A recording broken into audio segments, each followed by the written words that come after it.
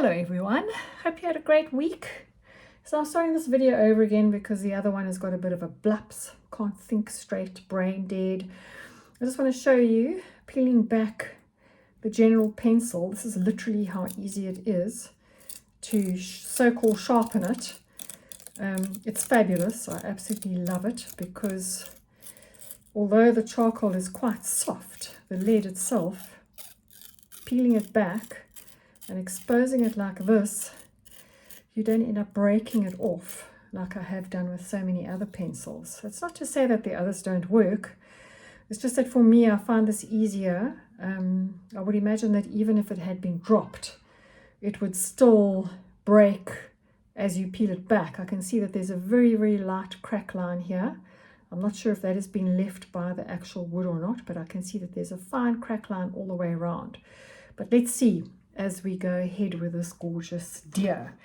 So today I'm going to do the other eye, and it's not always that easy to get them aligned as one would think. And generally what happens with animals, which is different to humans, is that the eyes are much further apart than what they are with humans. So this is how I measure it. That's one eye, two eyes to the center, three eyes, and because it is looking slightly towards us, it's almost four. So what you do is you measure your eye. You don't measure the picture, you measure your eye. That's one, that's two to the center, that's three, and that is almost four. So it's about here. And that's how we get an idea of where the eye lies on the other side. So I'm going to block this in. And like I said to you, it may not be 100%. Oh, you see, there we are. So it has been dropped and it has broken off. So that doesn't go to waste. As I said to you on the last one when it broke, the last time it broke. And this is a soft one, by the way. So I would imagine that it is a lot more susceptible to breaking, as we've just witnessed now. But to get back to this eye, so I'm going to block this in as best as I see it. Remember that we lift and we add in as we go along, so if there are mistakes it doesn't really matter, as long as we get the shape right and a resemblance of what we are drawing, then it's all good. Also remember that your drawing does not have to be exactly as the photograph. If that is what you are going for, then rather do a grid method. So print it out, put a grid onto it, and basically grid it onto your piece of paper. That will give you absolute perfect placement of everything that you are doing. It is slow, it is tedious for those of you like me who go straight in and do freehand. But it honestly is such a good exercise for the brain, because you do realize that your brain does trick you. So it's a good idea to do as an exercise anyway. Right, so there's the eye. I'm going to blend it with the blending stump just to give it a bit of softness around the edges. You can see that it is soft around these edges. Get the line correct. We're going to put the whites in just now, exactly as we did with the other eye when we first started these drawings. I'm going to go all the way across here, take it down to that corner, and take this up and down here a little bit more. Take this down. Okay, so there is our eye. I'm going to start putting in the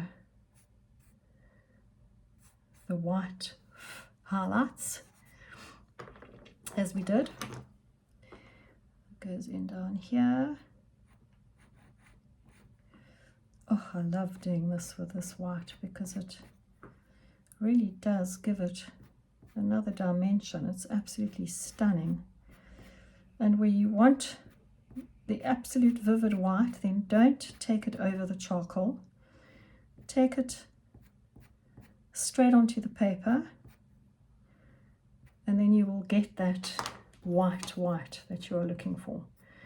So I can see that there is something not quite right with this shape of this eye, and that's fine, because as I said to you before in the other videos, this is all about practice and all about lifting and adding and lifting and adding.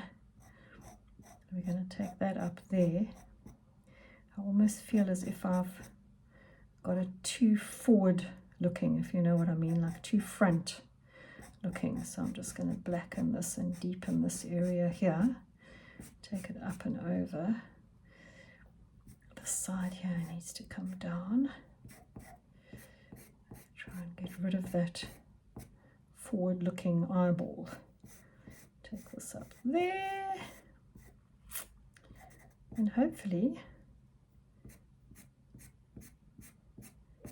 I've sort of got what I'm looking for. Not easy. The first side is always easy because you don't really need to have you don't really have anything to compare it with. Whereas when you start putting it on the other side and they need to match each other, that's where it starts getting tricky.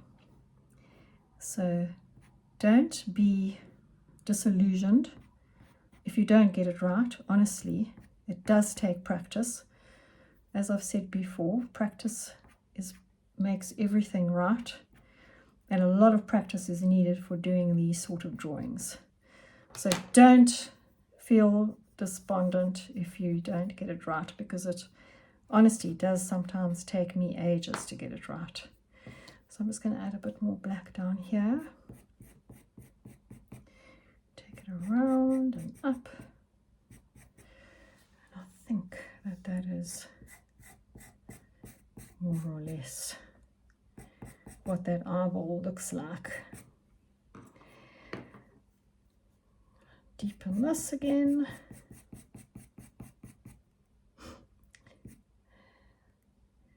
Take that there. Okay,